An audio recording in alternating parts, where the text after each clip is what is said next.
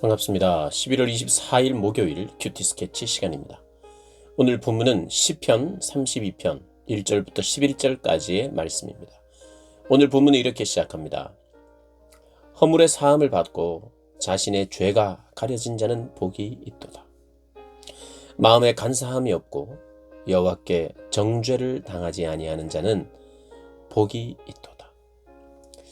오늘 본문은 이제 시편인데요. 복 있는 사람에 대해서 오늘 이야기합니다. 시편 1편에 복 있는 사람은 악인의 꾀를 쫓지 않는다. 죄인의 길에 서지 않는다. 오만한 자의 자리에 앉지 않는다. 그런 자들이 참된 복 있는 자죠. 근데 오늘 본문은 그것과 다른 내용은 아닙니다만은 굉장히 중요한 복의 요소랄까요? 복 있는 자의 아주 중요한 특징을 또 소개하고 있습니다. 그게 뭐냐? 죄 사함을 받은 자. 그래서 여호와께 정죄를 당하지 않는 자. 여러분, 여호와께 정죄를 당하지 않을 만큼 그가 잘 살아낼 만한 사람은 이 땅에 아무도 없어요. 결국에는 여호와께 용서를 받아야 정죄를 받지 않습니다. 용서를 받아요. 그 용서를 받은 자는 복이 있다는 거예요. 자신의 죄가 가려진 자가 복이 있다는 거예요. 죄가 해결된 사람요. 죄의 결과가 해결된 사람. 그리고 앞으로 죄의 종로로 타면서 지을 수밖에 없었던 사람, 그 사람이 아니라 죄에서 승리하고 죄의 종노릇에서 벗어나서 죄로부터 자유하게 되는 사람, 죄의 유혹을 단호하게 끊어낼 줄 아는 사람, 그 사람이 복이 있다는 거예요. 물론 우리는 다시 넘어질 수 있습니다. 그러나 계속 넘어져 있지 않아요. 하나님의 성령께서 우리를 주장하시면서 성령과 동행할 때는 죄를 이기면서 우리가 살아갑니다. 물론 넘어질 때가 있지만 금방 일어나요. 그때 뭐가 필수입니까? 죄로 말미암아 다시 넘어져도 무엇이 우리를 일어나게 합니까? 주님의 자비, 은혜. 그것을 바라보면서 하나님 앞에 회개하고 돌아서는 자, 다시 일어나는 자, 그 자가 복이 있다는 거예요. 여러분 꼭 잊지 마십시오. 하나님 앞에 복을 달라고. 복을 받으면 좋죠. 근데 성경이 말하는 복, 그리고 나에게 진짜 가장 필요한 복,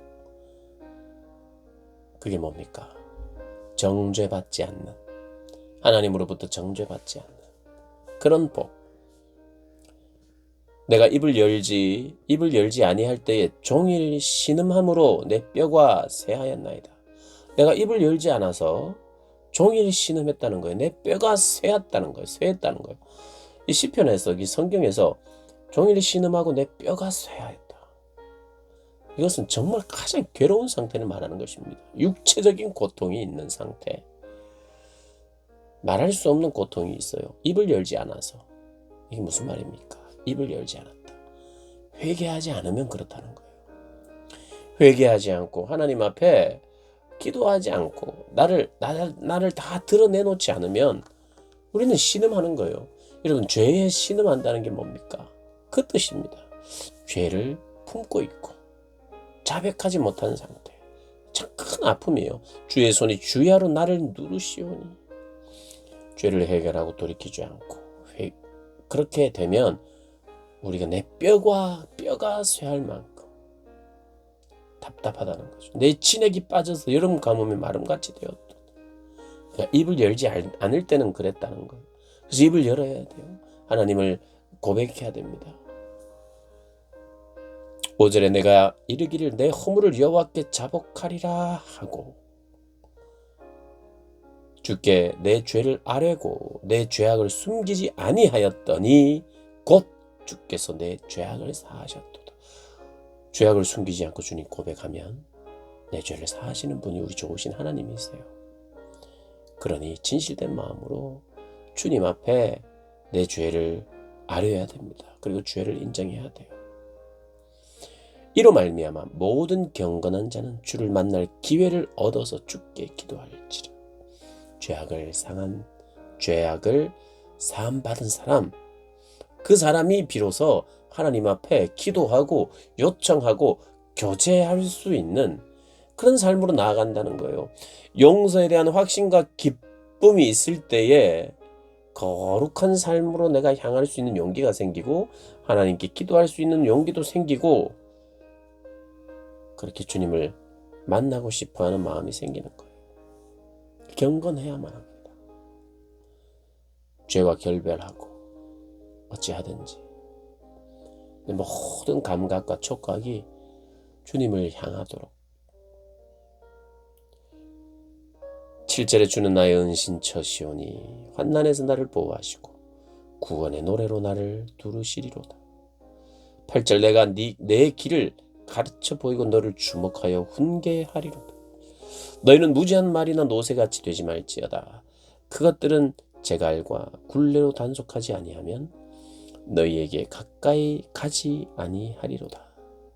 악인에게는 많은 슬픔이 있으나 여호와를 신뢰하는 자에게는 인자하심이 두루리로다. 우리 주님이요, 회개하는 것이 가장 큰 기쁨이며 죄사함의 기쁨이 참 큰 기쁨이며 행복인데, 그 죄사함을 받은 자는 하나님이 어떻게 하시느냐? 하나님이 네 갈 길을 가르쳐 보이고 너를 주목한다는 거예요. 우리를 주목한다는 거예요. 내 갈 길을 가르쳐 보이신대요. 믿으십니까? 죄사함을 받은 자, 입을 열어 하나님께 내 죄악을 숨기지 아니하는 자, 그에게 기쁨이 있고 그를 복 있는 사람이라고 말하고 그를 행복한 사람이라고 말하는데, 그 행복이 죄사함이 주는 행복만 있는 것이 아니라 어떤 행복으로 나아가냐면 하나님이 그를 지도하시는 행복까지, 하나님이 훈계하시고 교훈하시고 내 길을 인도하시는 자리까지 이렇게 나아가는 거예요. 그러니까 죄를 회개한 사람은 죄를 회개하고 그 자리에 머물러 있는 것이 아니라 적극적으로는 나를 가르치시는 하나님의 말씀을 찾아서 그 길로 나아가고 순종하는 자. 그러니까 이 회개는요, 우리의 신앙생활은 회개만 하는 게 아니에요. 하나님 앞에 죄를 끊임없이 죄를 지은 것을 고백하고 용서해 주세요, 이것만 하는 게 아닙니다. 용서를 구하고, 그렇게 하는 것 중에는 내가 지은 죄에 대해서도 용서를 구해야 되지만 하나님의 길을 찾지 않고 그 길에 순종하지 않은 것도 회개거리죠. 그러나 사실 그 길에 대해서 모르게 돼 있어요. 죄를 짓게 되면, 죄를 짓고 죄 가운데 빠지게 되면 하나님의 훈계, 하나님의 지도 이런 걸 못 받으니까 하나님의 말씀에 순종할 수가 없죠. 근데 어쨌든 하나님의 말씀에 순종하지 않은 것도 죄고 하나님의 말씀을 어긴 것도 죄인데, 그 죄가 해결이 되고 하나님이 정죄하지 않으시면 우리는 나를 지도하시고 인도하시는 하나님을 만나게 되고 그분께 기도로 요청하게 되고, 그리고 그의 길을 보이시고 순종하게 되는 자리까지 가고 순종할 수 있도록 하나님 앞에 또 담대하게 구할 수 있는 그 행복이 있는 거예요. 회개를 통해서 사죄의 확신과 기쁨을 가진 행복, 그리고 주님의 길로 나아가서 순종하는 행복, 이 행복이 우리 인생의 가장 큰 복입니다. 오늘 시편은 그것을 말하고 있어요. 사랑하는 여러분은 회개의 기쁨을 경험하셨습니까? 그리고 내 길을 지도하시고 인도하시는 하나님을 만나고 또 순종하는 기쁨, 여러분 경험하고 계십니까? 그 경험이 회복되는 복된 여러분 되시기를 주님의 이름으로 축복합니다.